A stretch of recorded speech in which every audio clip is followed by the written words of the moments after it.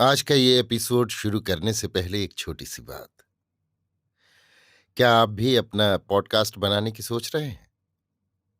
तो anchor try कीजिए। ये पॉडकास्ट बनाने का सबसे आसान तरीका है। नंबर एक, ये फ्री है। नंबर दो, इसमें कई सारे ऐसे टूल्स हैं जो आपको अपने फोन और कंप्यूटर पर रिकॉर्ड और एडिट करने की फैसिलिटी देते हैं। नंबर तीन, आप अपने पॉडकास्ट को डिस्ट्रीब्यूट भी कर सकते हैं, जिससे इसे स्पॉटिफाई और दूसरे प्लेटफॉर्म पर सुना जा सके। तो डाउनलोड कीजिए फ्री एंकर ऐप या विजिट कीजिए anchor.fm पर अपना पॉडकास्ट स्टार्ट करने के लिए। ये तो थी एक छोटी सी जानकारी, और अब शुरू करते हैं एपिसोड का सिलसिला। तो आज के एपिसोड में लीजिए सुनिए विश्वंभरनाथ शर्मा कौशिक की लिखी कहानी कर्तव्य बल, मेरी यानी समीर गोस्वामी की आवाज में। जब से हशमत अली खां मुकुंदपुर नामक कस्बे के थानेदार होकर आए, तब से कस्बे पर एक आतंक सा छा गया। क्या बदमाश और क्या भले आदमी, सब उसके नाम से कांपते थे। हशमत अली खां दीर्घकाय रिष्ट पुष्ट तथा बलवान आदमी था। उसका सिर यथेष्ट बड़ा था, आंखें भी बड़ी बड़ी तथा रक्तवर्ण थीं। घनी काली दाढ़ी जो प्रत्येक समय चढ़ी रहती थी, उसके मुख को सिंह के मुख की भांति रोबीला तथा भयानक बनाए रहती थी। बड़े बड़े हेकड़ बदमाश भी उसके सामने पहुंचकर भीगी बिल्ली बन जाते थे। जिस समय वो घोड़े पर चढ़कर निकलता था, उस समय किसी का ये साहस न होता था कि उससे एक क्षण के लिए भी आंखें चार करे। उसका रोब दबदबा प्रायः प्रत्येक आदमी को उसके सन्मुख नतमस्तक कर देता था। संध्या का समय था। हशमत अली खान नियमानुसार राउंड के लिए निकला। घूमते घूमते वो एक स्थान पर पहुंचा, जहां एक छोटे से मकान के सामने एक खद्दरधारी व्यक्ति दो तीन आदमियों सहित बैठा हुआ था। मकान के सामने एक छोटा सा चबूतरा बना हुआ था। इस चबूतरे पर एक कुर्सी तथा दो तीन मोढ़े पड़े हुए थे। इन्हीं पर सब लोग बैठे थे। जिस समय थानेदार उधर से निकला तो अन्य लोगों ने उसे झुक झुक कर सलाम किया, परंतु खद्दरधारी व्यक्ति निश्चल बैठा रहा।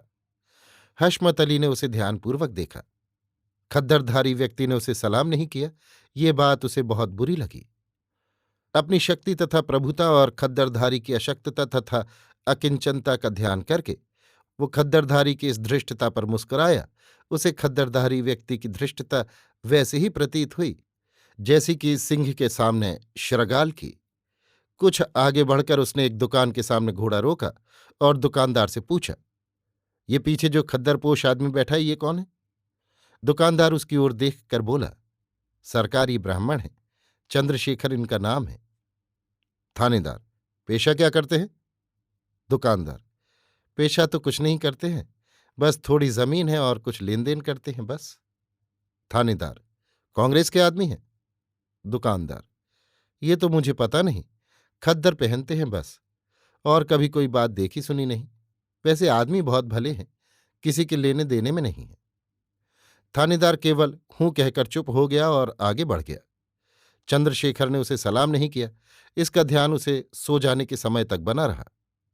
इस बात पर उसे कभी हंसी आती थी और कभी क्रोध। दूसरे दिन वो पुनः उधर से निकला। चंद्रशेखर आज अकेले ही अपने द्वार पर बैठे थे। हशमत अली उनकी ओर देखता हुआ निकल गया। चंद्रशेखर ने भी एक बार उसकी ओर देखा, परंतु सलाम नहीं किया। आज हशमत अली को उनकी इस हरकत पर हंसी नहीं आई। उसने आज अपना अपमान अनुभव किया, अतः उसे आया केवल क्रोध। तीसरे दिन थानेदार साहब पुनः उसी ओर से निकले। आज वो अपना घोड़ा चंद्रशेखर के द्वार पर ले गए। चंद्रशेखर जैसे बैठे थे वैसे ही बैठे रहे। हशमत अली ने चबूतरे के पास घोड़ा रोककर चंद्रशेखर से पूछा, क्यों साहब, यहां कोई रामप्रसाद रहते हैं? चंद्रशेखर ने बैठे ही बैठे उत्तर दिया, यहां तो इस नाम का कोई आदमी नहीं रहता। हशमत अली ने एक बार उन्हें सिर से पैर तक देखा, और इस क्रिया को करते हुए उसने चंद्रशेखर पर अपना आतंक जमाने के लिए अपनी सारी आत्मशक्ति लगा दी। पर चंद्रशेखर पर उसका कोई प्रभाव न पड़ा। वो उसी प्रकार निश्चल बैठे रहे। हशमत अली ने व्यंग्य के साथ मुंह बनाकर कहा, मुआफ कीजिएगा, आपको फिजूल तकलीफ हुई। चंद्रशेखर लापरवाही से हाथ पर तमाकू मलते हुए बोले, कोई अर्ज नहीं, इसमें तकलीफ की कौन बात है। ये कहकर उन्होंने हथेली पर की तमाकू पर फटाफट 2-3 हाथ मारे और तमाकू फांक कर 2-3 बार मुंह चलाया और घोड़े के पैरों के पास थोड़ी सी पीक थूक दी। हशमत अली चुपचाप उनका ये कृत्य देखता रहा। पीक थूक कर चंद्रशेखर ने पूछा, और कुछ पूछना है? हशमत अली खां जैसे नींद से जागा। उसने कहा, जी नहीं। ये कहकर वो आगे बढ़ा। आज उसके क्रोध का वारा पार नहीं। वो मन ही मन इस अपमान से क्रोधान्मत्त हो उठा। उसने सोचा, इस मामूली आदमी की ये जुर्रत, इससे अगर अपने कदमों पर नाक न रगड़वाई तो हशमत अली खां नाम नहीं। संध्या के समय नियमानुसार पंडित चंद्रशेखर अपने चबूतरे पर बैठे हुए थे। उनके पास उनके 2 मित्र बैठे हुए उनसे वार्तालाप कर रहे थे। थोड़ी देर में एक सज्जन और आ गए। वो भी वार्तालाप में सम्मिलित हो गए। थोड़ी देर पश्चात हठात वे बोल उठे, पंडित जी, ये नया थानेदार आप पर बहुत रुष्ट है। पंडित चंद्रशेखर ने लापरवाही से पूछा, मुझ पर रुष्ट है? हाँ, क्यों? ये तो मैं ठीक तरह से नहीं जानता। आज मैं लाला माधोलाल से मिलने गया था, उन्हीं से मुझे मालूम हुआ। वो क्या कहते थे? चंद्रशेखर ने कुछ मुस्कुराकर पूछा। यही कहते थे कि थानेदार साहब पंडित चंद्रशेखर पर नाराज हैं। लाला माधोलाल से थानेदार कहता था कि आपके कस्बे में कोई पंडित चंद्रशेखर हैं, वो बहुत ही बदमाश आदमी है। लाला साहब मुझसे पूछते थे कि चंद्रशेखर ने थानेदार को क्यों और कैसे नाराज कर दिया। मैंने कहा, मुझे तो मालूम नहीं, आज पूछूंगा। चंद्रशेखर हंस पड़े। हंसकर बोले, और तो मैंने उनका कुछ बिगाड़ा नहीं। हाँ, मैं उनकी सेवा में कभी उपस्थित नहीं हुआ, और जब इधर से निकलते हैं तो सलाम वलाम कुछ नहीं करते। कदाचित इसी से नाराज हो गए हों। वो व्यक्ति बोला, खैर, उसकी सेवा में उपस्थित होने की तो कोई ऐसी बड़ी आवश्यकता नहीं, पर इधर से निकला करे तो कम से कम सलाम तो कर लिया कीजिए। चंद्रशेखर ने मुस्कुराकर पूछा, क्यों? शहर का हाकिम है, न जाने कब कैसा समय आ पड़े, इसलिए इतनी छोटी सी बात के लिए उसे अपना दुश्मन बना लेना ठीक नहीं। अन्य लोगों से, क्यों साहब, झूठ कहता हूं? अन्य लोग बोले, नहीं, ये बात तो सुलह आने ठीक है, सलाम करने में अपना क्या बिगड़ता है। चंद्रशेखर बोले, क्यों, सलाम क्यों करूं? क्यों का तो कोई उत्तर नहीं। आपका कोई हर्ज तो हो नहीं जाएगा। चंद्रशेखर ने कहा, भाई, मैं केवल इसलिए कि वो हाकिम है, हमारा अनिष्ट कर सकता है, उससे डर दब कर तो सलाम नहीं कर सकता। इसे मैं महाबोधापन तथा कायरता समझता हूं। वैसे सलाम करने की कोई आवश्यकता नहीं। मेरा उनका परिचय नहीं, जान पहचान नहीं। यदि परिचय होता तो मैं सलाम कर सकता था। एक महाशय हंसकर बोले, तो क्या आप ये नहीं जानते कि वो यहां का थानेदार है? चंद्रशेखर, जानता क्यों नहीं? तो फिर और कैसा परिचय होना चाहिए? चंद्रशेखर, केवल इसी नाम का परिचय नहीं, यूं तो मैं जानता हूं कि हमारे कस्बे में लाला माधोलाल बड़े रईस आदमी हैं, लाला बांकीलाल बड़े धनी आदमी हैं। इन सबको जानता हूं। केवल जानना मात्र परिचय नहीं कहला सकता। परिचय का अर्थ यह है कि मैं कभी उससे मिला होता, उसने मुझसे मेरा हालचाल पूछा होता, हम दोनों ने परस्पर कुछ बातें की होती, कुछ मित्रभाव उत्पन्न हुआ होता। खाली जानने से परिचय थोड़ा ही होता है। आप कभी उनके पास गए होते तो वैसा परिचय भी हो जाता। तो महाशय, ना तो मैं रईस हूं जो उसकी खुशामद करूं, और न बदमाश हूं जो उससे डरूं। परंतु वो तो आपको बदमाश समझता है। समझने दो, उसके समझने से क्या होता है। जब कभी साबिका पड़ेगा तो उसे मालूम हो जाएगा कि मैं बदमाश हूं या भला मानस। तो आप उसका क्या कर लेंगे? बड़े बड़े नामी बदमाश तो उसका बाल नहीं बांका कर सकते, आपका हिम है। चंद्रशेखर ने कहा, खैर, ये तो मैं कहता नहीं कि उसका कुछ कर लूंगा, पर इतना मैं अवश्य कह सकता हूं कि जब शरीफ आदमी त्रस्त होकर अपनी शराफत छोड़ने पर विवश हो जाता है तो वो बड़े से बड़े बदमाश से भी अधिक खतरनाक हो जाता है। इस पर सब लोग मुस्कुराकर चुप हो गए। उपर्युक्त घटना के 2 महीने पश्चात मुकुंदपुर में हिंदू मुस्लिम दंगा हो गया। ये दंगा 2 रोज तक रहा। 2 दिन पश्चात जब स्थिति संभल गई तो गिरफ्तारियां आरंभ हुई। गिरफ्तारी के लिए हशमत अली ने पहला आदमी जो चुना वो पंडित चंद्रशेखर थे। हशमत अली ने सोचा, चंद्रशेखर को फांसने का ये बड़ा अच्छा अवसर है। अतएव वो 2-3 कांस्टेबलों को साथ लेकर चंद्रशेखर के मकान पर पहुंचा। चंद्रशेखर उस समय भोजन करके आराम कर रहे थे। उन्हें सूचना मिली कि द्वार पर पुलिस आई है, तो वो उठकर बाहर आए। हशमत अली उन्हें देखकर किंचित मुस्कुराया उसने उनसे पूछा, चंद्रशेखर आप ही का नाम है? चंद्रशेखर ने कहा, हाँ मेरा ही नाम है, कहिए। मुझे इस बात के सबूत मिले हैं कि दंगे में आपका भी हाथ है। चंद्रशेखर ने बड़ी निर्भीकता से उत्तर दिया, सुना होगा, मेरे किसी दुश्मन ने कहा होगा। मैं तो दंगे के पास भी नहीं फटका, बल्कि मैं तो दंगे को रोकने की चेष्टा करता रहा। ये बात आप इस मोहल्ले में चाहे जिससे पूछ लीजिए। हशमत अली चंद्रशेखर की निर्भीकता से किंचित अप्रतिभ होकर बोला, आप जैसे हैं वो मुझे मालूम है, और आपने दंगे में जितना हिस्सा लिया वो भी मुझे मालूम है। जब आपको मालूम है और ठीक मालूम है तो आपने यहां तक आने की तकलीफ फजूल की। मैंने फजूल तकलीफ नहीं की, मैं तुम्हें गिरफ्तार करने आया हूं।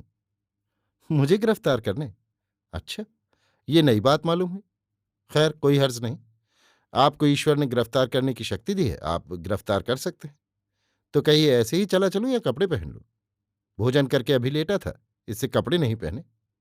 परंतु आपके साथ चलने से पहले एक बात आपसे कह देना चाहता हूं, और वो ये कि यदि आप मुझे केवल ये समझकर गिरफ्तार करने आए हैं कि मैंने दंगे में भाग लिया था, तब तो मैं आपसे ये कहूंगा कि आप पहले बाबत अच्छी तरह तहकीकात कर लीजिए। यदि मेरा अपराध मालूम हो जाए तो मुझे शौक से गिरफ्तार कर लीजिए, उस समय मुझे आपसे कोई शिकायत न होगी। परंतु यदि आप मुझे इस मामले में फांस कर अपने दिल की कोई कसर निकालना चाहते हैं, तो मैं आपसे ये कहूंगा कि आप अपने जीवन की बड़ी भारी भूल कर रहे हैं, ऐसी भूल जिसका प्रायश्चित कदाचित आप अपने प्राण देकर ही कर सकें। हशमत अली का कलेजा धक से हुआ, परंतु ऊपर से उसने भौं से कुड़कर कहा, आप मुझे धमकाते हैं?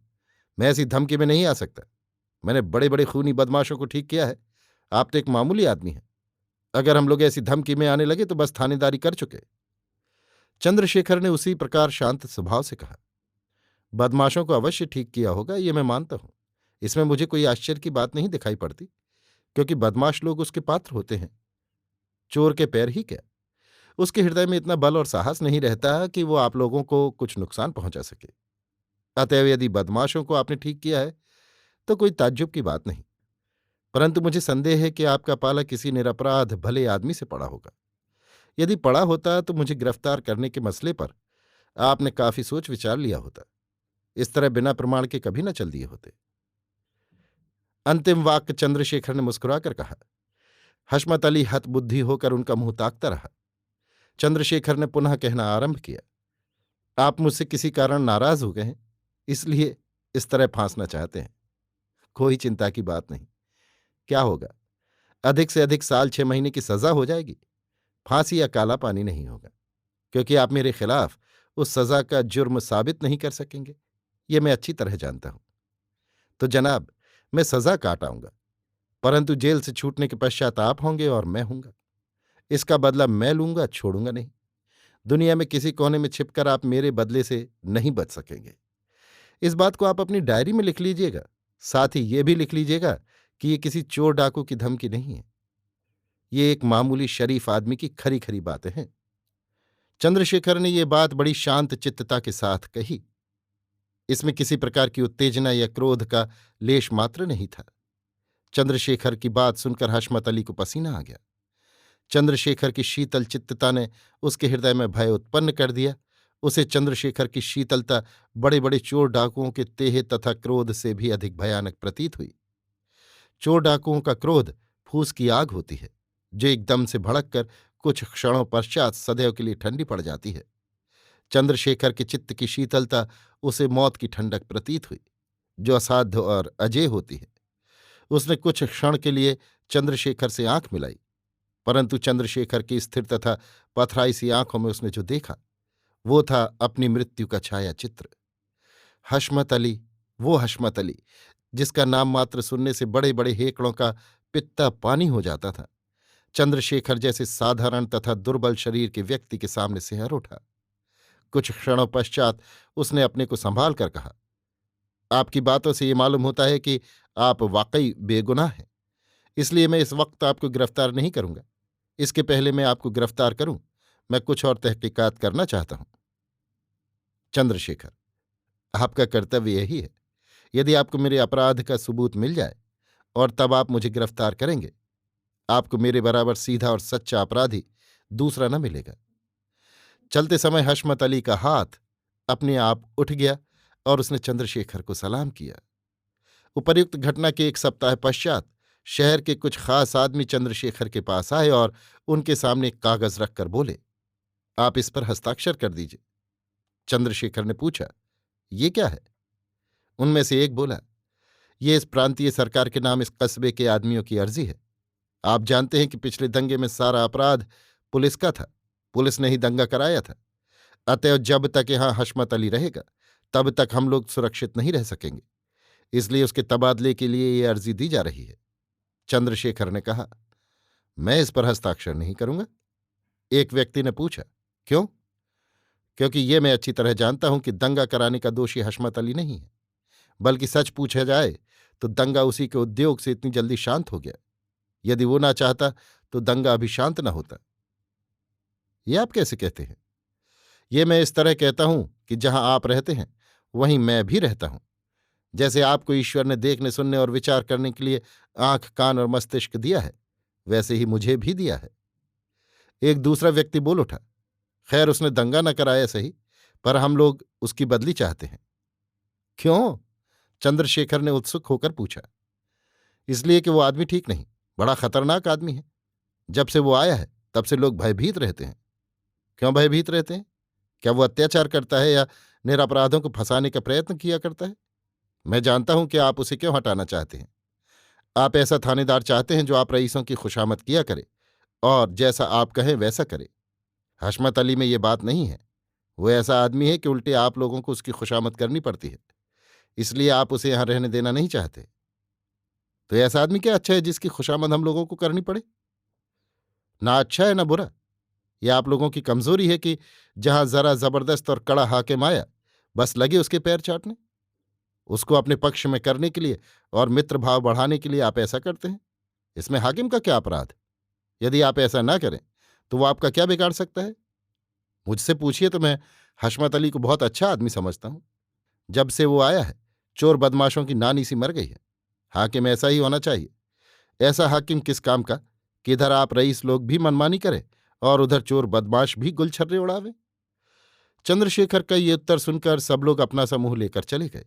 दूसरे दिन हशमत अली चंद्रशेखर के पास आकर बोला, पंडित जी, कल आपसे और शहर के कुछ रईसों से मेरे खिलाफ लिखी हुई अर्जी पर दस्तखत करने के बारे में जो गुफ्तगू हुई उसकी मुकम्मल रिपोर्ट मुझे मिली है। सच तो यह है कि मैं अपनी जबान से आपकी शराफत और सच्चाई की तारीफ नहीं कर सकता। वाकई बात यह है कि दंगे के बाद मैंने अपने गुरूर और घमंड की वजह से आपसे नाराज होकर आपको फांसना चाहा था, मगर आपकी गुफ्तगू ने मुझ पर ऐसा असर डाला कि मुझे आपको गिरफ्तार करते हुए खौफ मालूम हुआ। मेरे उस बर्ताव के बाद आपका सा बर्ताव एक सच्चा शरीफ ही कर सकता है। इस वाकये से मेरे दिल में आपकी जितनी इज्जत हो गई उसे मैं बयान नहीं कर सकता। मैं खुदा को हाजिर व नाजिर करके आपसे ये कहता हूं कि आज से आप मुझे अपना एक सच्चा दोस्त पाएंगे।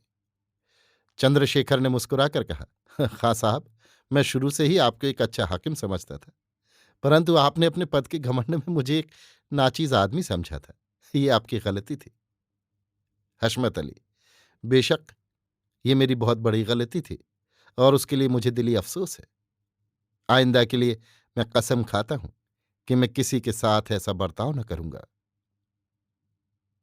अभी आप सुन रहे थे विश्वंभरनाथ शर्मा कौशिक की लिखी कहानी कर्तव्य बल, मेरी यानी समीर गोस्वामी की आवाज में।